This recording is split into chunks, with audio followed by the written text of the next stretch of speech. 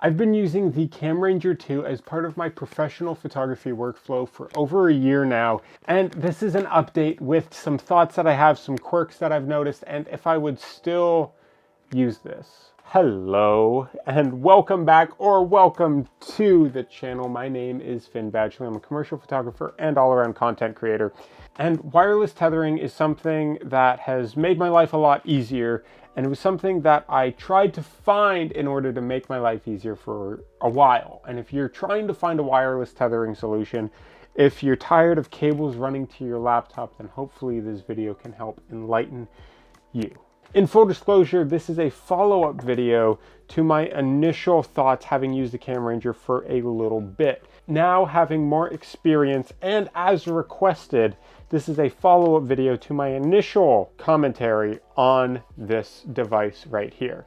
If you're unfamiliar with the CamRanger 2, the original CamRanger was the initial device that you could plug your camera into, and it would act as a Wi-Fi network that you could transfer images remotely to an iPad, to your phone, to your computer. So that way your client, your portrait subject, whoever, yourself can view the photo. And primarily this is actually used as a way to wirelessly trigger your camera. It's built in to also tether to view the photos, but it's mainly used as a way to trigger the camera itself. So if you're a real estate photographer and you have your camera set up and you don't want that camera shake, and you can just like leave the room, view the photo on your phone or on an iPad, take the photo, and then come back in the room and reposition the camera from there. That's something that if I still did real estate photography, I would probably use that for. I did that a couple years ago before I started using this guy, so I never really played around with it in that regard, but it's something that I could definitely see using for it. Now, a lot of times I use this not in its intended purpose of remotely taking the photos. I use it as a wireless tethering, wireless monitoring system. What I do is I have that tied into its case, and I have a cable hanging out connected to my camera, making sure it won't pull out randomly, and I have a carabiner that I then hook to my belt or hook to the tripod that I have my camera set on. And then I'll have my iPad or phone set up, or I'll get my client set up on their phone so that way they can view the photos. In my previous video, I did not mention about live view with this guy, and we're gonna cover that today as well, because I've played around with that feature quite a bit. After using this for a while now, there are still some things that I really like about it. I found a lot more quirks, but there are still some things that I like about it. I do like how portable it is, because on location shoots, it can be difficult to manage power, cabling to get to a laptop. It just can cause a headache. I don't want anyone to worry about tripping over cords or taping down the cable so nobody trips on it. Just having an iPad on a stand, on a cart that I can put there and forget it, let the client look at it, they're not over my shoulder. That brings me a lot of peace of mind, and I really enjoy that aspect of it. The battery life on this is pretty great. Honestly, it has died on me a couple times during shoots, and by died I mean one of the batteries I was using died. I have 3 because I think they rate them for about 7 hours, and if you're using it continuously, like if you're just using it on set the entire time, taking photo after photo after photo, setup after setup after setup, I find it will die quicker than that. I'm getting maybe 5 hours out of a battery, but I have 3 batteries in here, and usually my shoots are anywhere from 8 to 12 hours, so that's not so bad. I go through 2, maybe 3 batteries in a day, charge them up at the end of the shoot, and I'm good for the next one. That's just something I have to make sure is that I do charge them up after, but I do that with all my batteries anyways. So that's nothing of my concern. I do also like the client mode, which is you don't get to touch any buttons. I'm just gonna sit here and deal with all the settings, deal with taking the photo, because in the actual capture mode, you can adjust the different settings, you can take the photo, and I don't want them to deal with any of that. You just put client mode on and then you're good to go.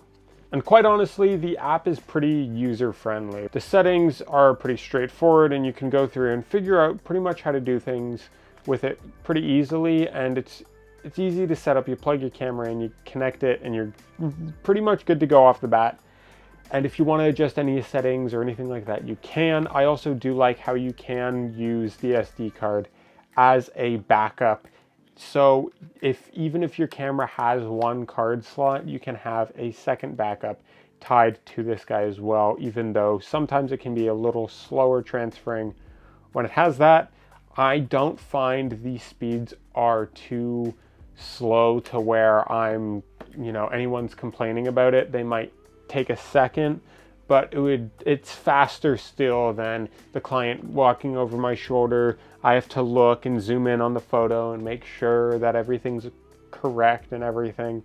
It's still faster than that. So in my opinion, the efficiency is still there, even though there is a bit of a lag from the photo going to the iPad, phone, whichever device you're using. The quirks that I don't like, the things that I've used this long enough that I've figured out some things that just bug me.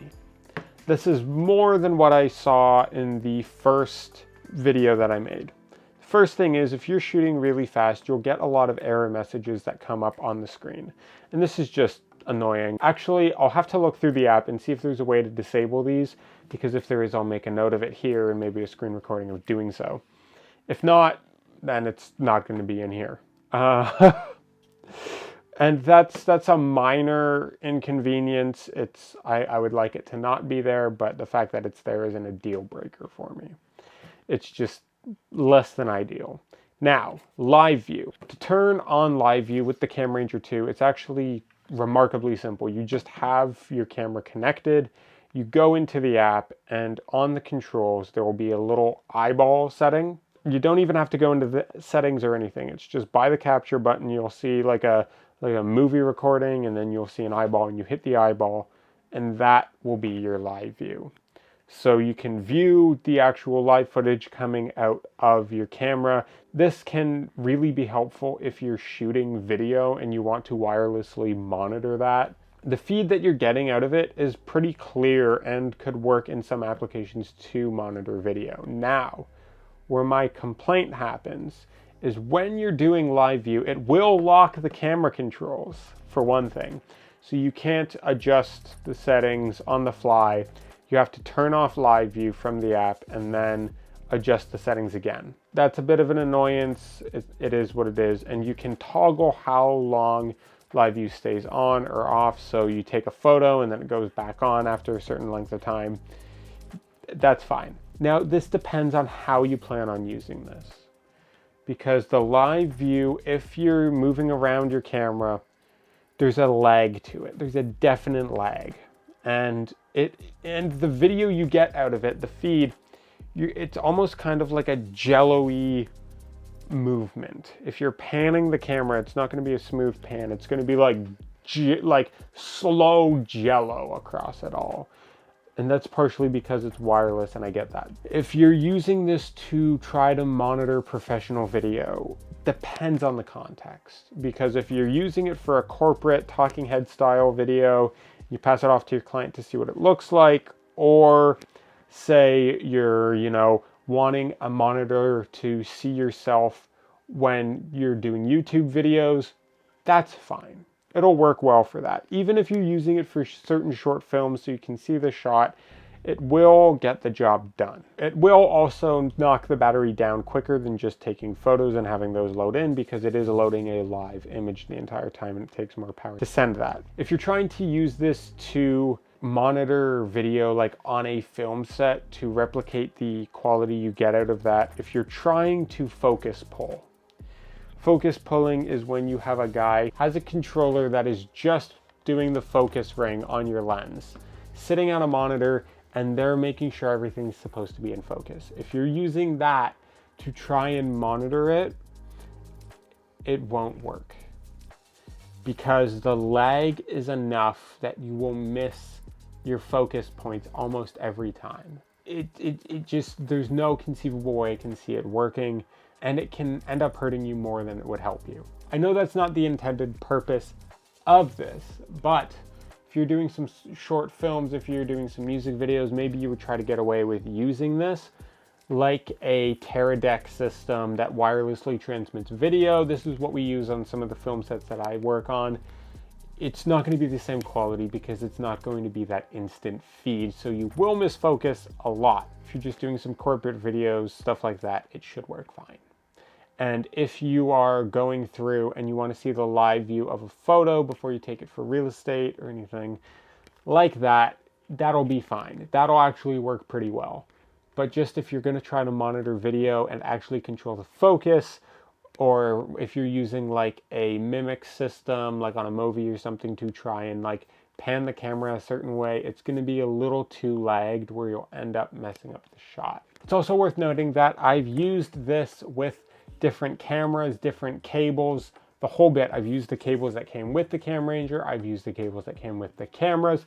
I've used all of it to see if there's any difference in speed over the lag in live view or over the quality, and overall not really. There might be a little difference between cameras if one has like a higher compressed image or it isn't the same quality, but overall there's still that lag and there's still that jello shakiness regardless.